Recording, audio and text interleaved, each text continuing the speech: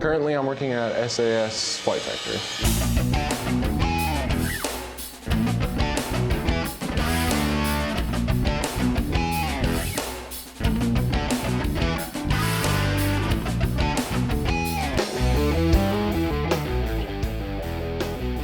I've been working here for about 6 or 7 months. It's a lot of fun and I love coming here every day.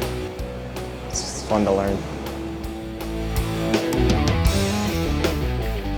Daily, I'll check on the machines, make sure the oil levels are correct, check the coolant levels, and then just check in with George and see if he has anything for me. The thing I'm most proud of is probably using SolidWorks and just getting to learn how to program.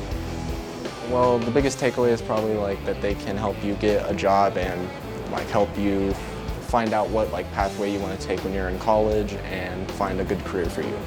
CareerEyes has been a big help in finding a career that's right for me and getting a career that I want to pursue.